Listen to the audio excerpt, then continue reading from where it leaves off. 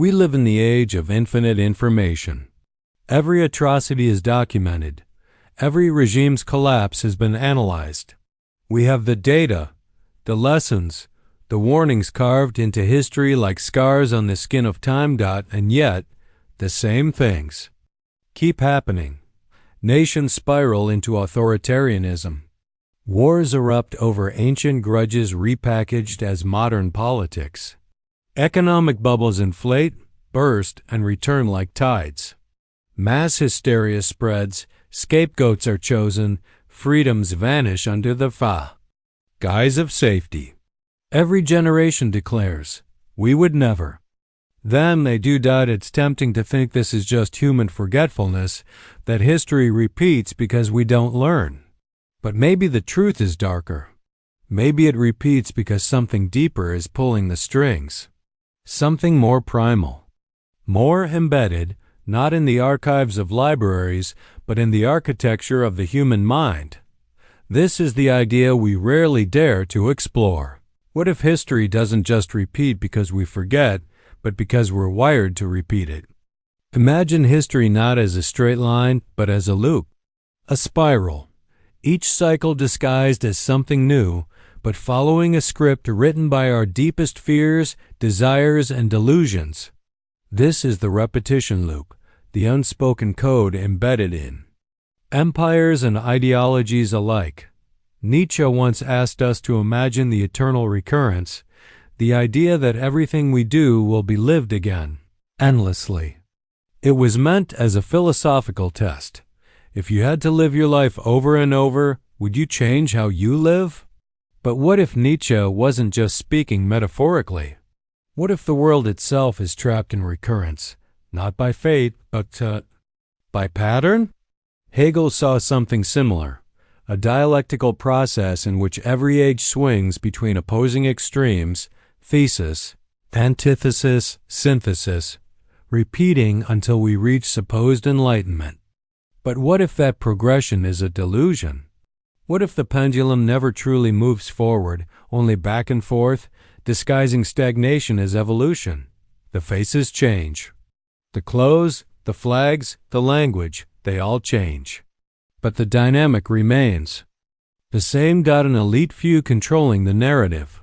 A fearful population willing to surrender freedom for comfort. A cycle of crisis, blame, and control.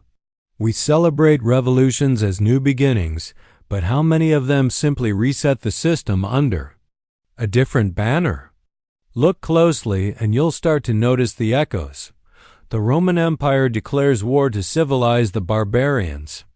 2,000 years later, Western powers use the same justification in the Middle East. Witch hunts in medieval Europe, McCarthyism. In Cold War America, cancel culture in the digital age, different tools. Same mechanism. Economic collapse is blamed on the vulnerable, while the powerful walk away richer than before. It's not new. It's old. Very old. And yet, every era believes it's the first to feel this way, that they've outgrown the darkness, that they've solved history. We want to believe in progress. But what if progress is just the illusion we use to mask our entrapment? We don't question the loop because it looks like life. It feels normal, natural, inevitable. But beneath it all, there's something persistent, rhythmic, and eerily familiar. A hidden algorithm humming quietly behind the headlines. A pattern we refuse to see, because seeing it would mean admitting we are not as free, as evolved, or as enlightened as we think. So we turn the page. We build new systems. We give them new names, but the loop continues, and the question remains, is history trapped in repetition? Or are we? We like to believe we're different, that we're smarter, kinder, more evolved than those who came before, that we've transcended the blood-stained chaos of the past through reason, science, and democracy. We tell ourselves that history was a long, difficult climb, and that now, at last, we stand on solid ground. This is the myth of progress, the comforting belief that time moves in a straight line, that humanity is on a permanent upward trajectory. It's a powerful story. It flatters our intelligence. It rationalizes our mistakes. It justifies our systems. And it blinds us because while technology advances, while machines become faster and data more abundant, the human mind remains largely unchanged. Our fears, our desires, our instincts, they haven't evolved. They've just adapted to new environments. Progress is not evenly distributed.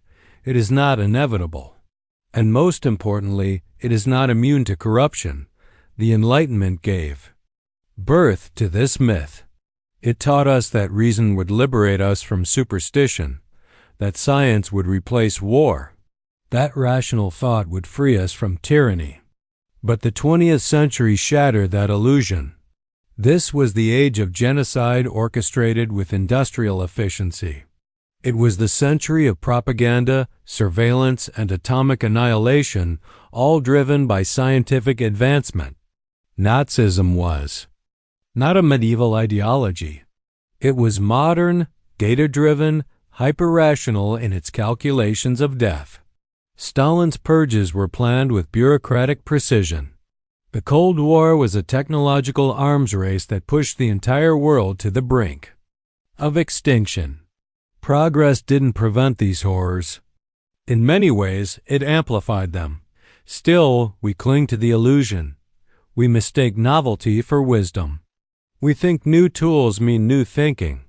But when you peel back the aesthetics, the shiny interfaces, the clean fonts, the frictionless experiences, what you often find is an ancient structure beneath. Control. Consider the Roman Empire's bread and circuses, a way to pacify the masses with food and spectacle. Fast forward 2,000 years, the screen replaces the arena. Fast food replaces the bread, and the algorithm becomes the circus master. We consume endlessly, scroll endlessly, and confuse distraction for freedom. Look at imperial conquest. The language has changed. We no longer speak of civilizing the savages. Now we talk of nation building, stabilizing regions, protecting democracy. But the underlying motive remains extraction, dominance, influence, economic. Systems evolve, but often only to preserve the same dynamics of power. Slavery gave way to wage labor. Feudalism morphed into debt-based economies. The forms shift, the structures persist. Even the way we speak about the future reveals our blindness. We talk of disruption and innovation as if they are inherently good. But disruption for whom? Innovation to what end? We rarely ask. Because the myth tells us that forward is always better. That any step is progress if it's in the direction of new, but progress can be regression in disguise. A society that automates everything but dehumanizes its workers, that connects everyone but leaves us more isolated, that digitizes memory but forgets history. Is that really progress? The myth endures because it protects us. It keeps us from asking dangerous questions.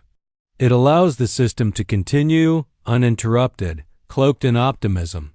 But here's the truth. Progress is not a guarantee. It is a pattern we project onto time to give ourselves comfort. History does not move forward like a river. It loops, it rhymes. Sometimes it even regresses, and when we believe too strongly in progress, we stop recognizing the repetition. We stop seeing that what looks like evolution might just be mutation, that what seems like freedom might be a more sophisticated form of control. That what we call the future is often just the past, wearing a different mask. Until we see through the illusion of linear time, we will remain blind to the patterns that trap us. The myth of progress doesn't free us. It sedates us. While the cycle turns again, crises feel like interruptions, like events that shatter the normal flow of time. But what if they're not interruptions at all? What if they're part of the script? Throughout history, crisis has been used not just as a moment of reckoning, but as a mechanism, a tool, a ritual. one that repeats with such eerie precision that it can no longer be called accidental. First comes fear, then confusion, then outrage, and in the aftermath, a promise. This time, we'll fix it. But the pattern suggests something else. Not repaired, but reset. Plato described it thousands of years ago. Societies, he observed, move through predictable stages, from freedom to excess, from excess to chaos, from chaos to authoritarianism. It's not progress. It's a circle. And Machiavelli? He went further. Power, he wrote, does not wait for a crisis. It uses it, or manufactures it. Because fear does what reason never can. It makes people obey. History proves the point again and again. In 1933, the Reichstag, the German parliament building, was set on fire. No one could say for sure who started it, but the Nazi Party used it instantly.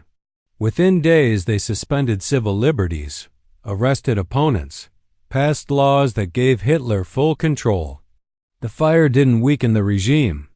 It created it. In 2001, after the horror of 9/11, Americans came together in grief and fear. The U.S. government responded with sweeping surveillance powers. The Patriot Act, mass data collection, secret prisons. The public, afraid and disoriented, embraced it. And today, much of that surveillance infrastructure remains normalized, automated, permanent. Even economic collapse follows the same pattern. A bubble bursts, panic spreads, austerity is imposed, wealth flows upward.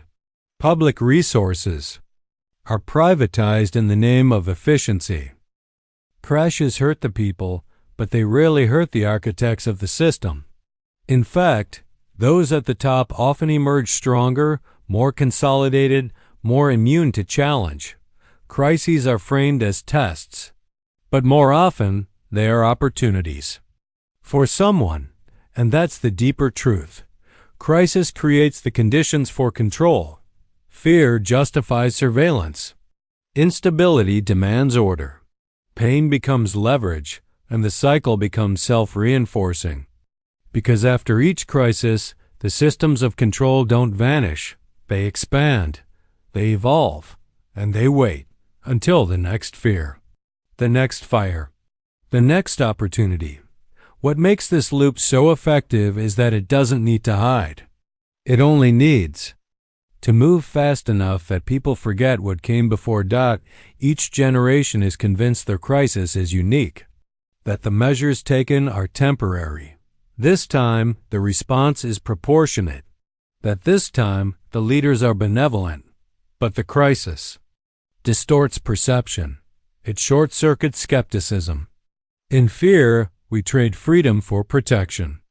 In confusion, we beg for certainty, no matter the cost. And when it's over, we're too exhausted to resist what remains. The powerful don't fear crises. They understand it. They study it. They prepare for it, because a crisis is not just a threat. It is a strategy. And in that strategy, history doesn't repeat by accident. It repeats by design. That's why the loop survives. Because the memory of the masses is short, but the memory of power is long. We forget what was promised, but those in control never forget what was gained. The rituals continue, and each time, the cycle deepens. Every age believes it's more rational than the last. And yet, in every era, people gather around the same primal fire, the need to name an enemy. The names evolve. The faces change. But the pattern, the deep psychological impulse, remains untouched. Societies do not just find enemies. They create them. They sculpt them from suspicion, sharpen them with fear, and raise them high like idols of hate. Because enemies serve a purpose. They unify the tribe. They anchor identity. They give the fractured self a target. They allow people to say, "We are good because they are evil." This is the ancient logic of scapegoating, a mechanism as old as civilization itself. Philosopher René Girard called it mimetic violence, the idea that human beings imitate each other's desires, leading to rivalry, envy, and eventually conflict. When the tension becomes unbearable, a group unconsciously selects a victim to absorb all its fear, anger, and guilt. Once the sacrifice is made, metaphorically or literally, temporary peace returns. Not because the root conflict is resolved, but because it has been redirected. History is full of these chosen victims. The Jews in medieval Europe blamed for plagues, poisoned wells, financial crises. The witches of early modern Europe burned as a moral purge as communities tried to cleanse themselves of misfortune. The communists in Cold War America hunted not for what they did, but for what they symbolized: immigrants, refugees, religious minorities, intellectuals. It doesn't matter who. What matters is what they represent, a convenient threat. The logic is seductive. A struggling society needs a reason for its pain. It doesn't want nuance, it wants a name. And so that name is given by leaders, by the media, by myth. The enemy becomes the story, the vessel, the solution. And suddenly, violence feels like virtue. Censorship feels like protection. Repression feels like patriotism. The enemy allows people to commit horrors while believing they are saving the world. This is not a glitch in history, it's a function, a psychological release valve, a coping mechanism dressed as morality, even. Today, in an era of global information, the same pattern continues. Different languages. Same ritual. We say, they're ruining our country. They hate our freedoms. They're not like us. We assign evil to the other, not because we understand them, but because we need them. The truth is more terrifying. Without an enemy, many societies wouldn't know who they are. Without conflict, many leaders couldn't justify their power. Without fear, many people couldn't live with their own contradictions. So the cycle continues. A problem appears. An enemy is named. Righteous violence follows. Order is restored. And memory is erased until the next round. The slogans change. The banners change, but the rhythm never does. It is not just war that follows this logic. It's a policy. It's culture. It's everyday language. Because once the enemy is in place, every argument becomes a test of loyalty. Every question becomes subversion. And every silence becomes guilt. This is not just about history. It's about now. It's about us. Because if we are still addicted to enemies, still defining ourselves by who we hate, then how far have we really come? How many times must the same ritual be performed before we recognize the pattern? The enemy is not always who we're told it is. Sometimes the enemy is the story itself, the reflex to blame, to purge, to simplify. And unless we learn to see through the illusion, the script will run again. With new actors, new symbols, new justifications, but always the same ending. Why do we keep forgetting? Why do nations that swore never again always seem to reach again for the same tools of suppression, of violence, of silence? The answer may lie not in ignorance, but in design. The past is not simply remembered. It is managed, rewritten, sanitized, erased where necessary, embellished where useful. George Orwell gave this process a name: the memory hole, a system where inconvenient truths are destroyed, not through denial, but through indifference, through the slow, bureaucratic deletion of fact, through the quiet insertion of fiction. But the real memory hole isn't a machine. It's a cultural habit, a curriculum, a myth. Because history is never neutral. It is curated by those in power. For those in power, it tells a story that flatters the present, one that paints conquest as courage, slavery as economics, exploitation as modernization. It doesn't lie outright. It simply omits. It removes the screams and leaves the speeches. It cuts the chains and keeps the flags. It buries the bodies but displays the medals. We call it education. But often, it's a performance, a selective remembering that transforms empires into liberators and rebels into villains.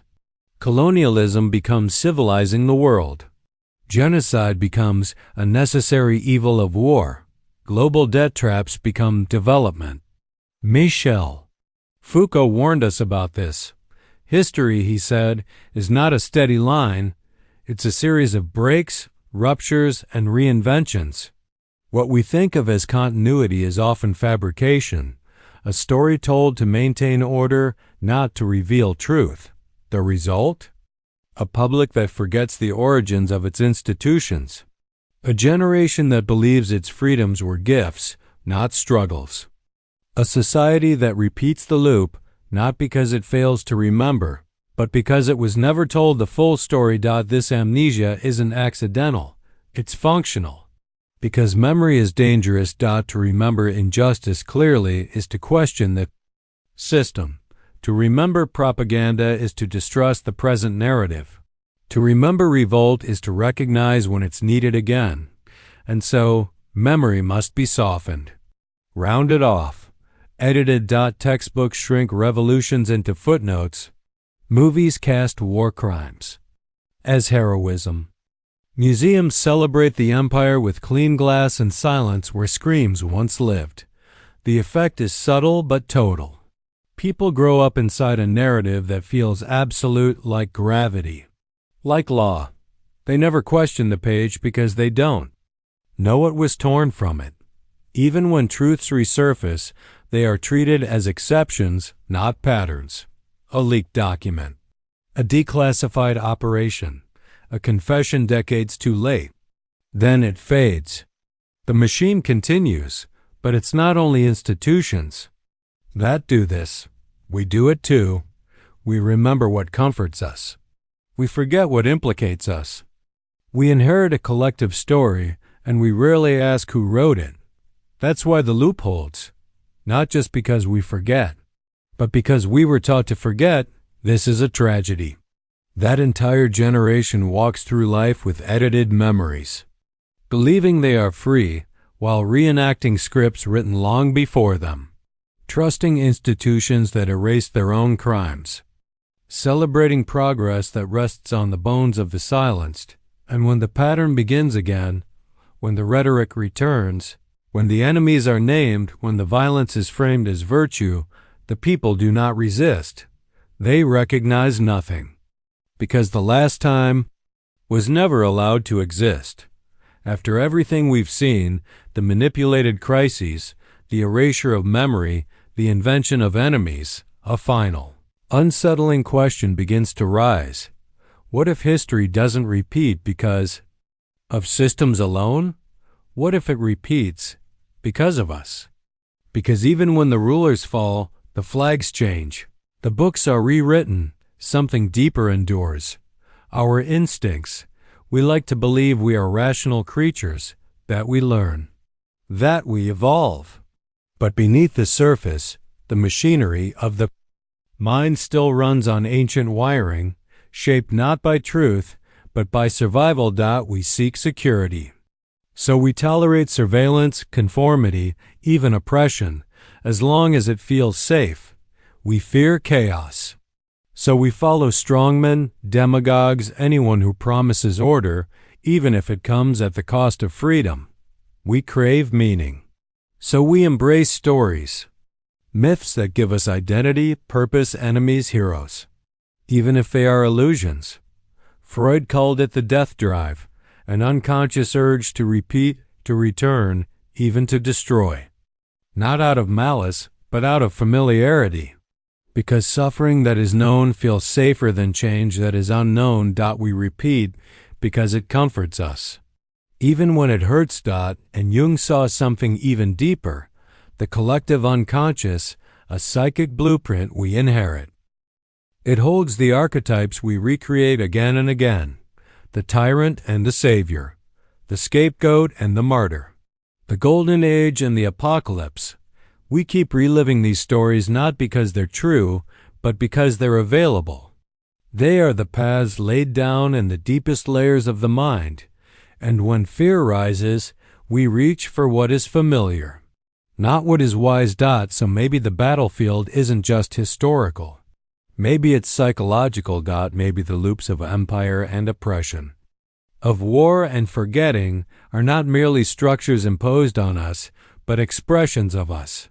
Reflections of a mind still trapped in ancient patterns, a mind built for survival on the savannah, now spinning inside cities and screens.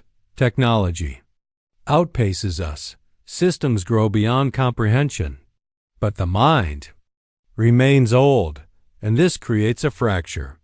We build tools that could liberate, but use them to dominate. We gather knowledge that could enlighten, but use it to deceive. We connect the world and yet feel more alone, more tribal, more afraid, because the loop didn't die with the kings. It adapted with us. We no longer need dictators to oppress us. We do it to ourselves, through our fear, through our need to belong, through the stories we refuse to question. We click. We share. We obey. We cast out the outsider. We rally behind the flag. We silence the dissenter, and we do it all in the name of something ancient, safety, order, meaning. The loop has moved inward. It no longer needs to be enforced. It's felt. This is the quiet horror, that history doesn't merely trap us. We rebuild the trap, brick by brick, from inside. Because to truly break the cycle would mean breaking the self we've come to depend on. It would mean facing uncertainty, accepting chaos, letting go of comforting myths. And few are ready for that. But without that reckoning, without that deep psychological revolt, we will continue, not because we are evil, but because we are afraid. Afraid to change the only pattern we've ever known. The revolution we need isn't just political. It's internal, because until we escape the loop inside us, we will always create new ones outside us. New rulers, new myths, new chains. Same turn. Different masks. Again. Here single quotes s the quiet truth no one wants to hear. The loop isn't inevitable, but it is the default. It repeats not because it must, but because it's easy. Because it asks nothing new of us, because it rewards sleep. Great lie of history is that we are its passive victims, that we are carried by forces too large to resist. But what if the opposite is true? What if the loop persists precisely because we refuse to become conscious of it? All it takes for the pattern to survive is for us to keep living inside it with our eyes closed, and yet some have chosen to see. Socrates chose questioning. Not comfort, not consensus, but relentless interrogation of self and society. He drank poison before surrendering to the unexamined life. Camus chose revolt. He stared into the absurdity of existence and answered it not with despair, but with rebellion. A rebellion of meaning in the face of meaninglessness. Orwell chose memory. In a world designed to forget, he chose to remember, to name the truth even when truth was illegal, even when silence was survival. Each of them, in their own way, broke the cycle, not with armies, not with power, but with awareness. Because the most dangerous thing in the world is a mind that refuses the script, a person who remembers when others forget, who questions when others obey, who sees a pattern and refuses to walk it again. We live in a time obsessed with information, but allergic to reflection. We scroll endlessly, but rarely stop. We repost history's surface, but never dig beneath its roots. We're hypnotized by the spectacle, distracted by the noise, while the loop rebuilds itself around us. So here is the real rebellion: to slow down, to notice, to remember. To understand that you do not escape history by watching it. You escape by recognizing your role in it and refusing to play it the same way.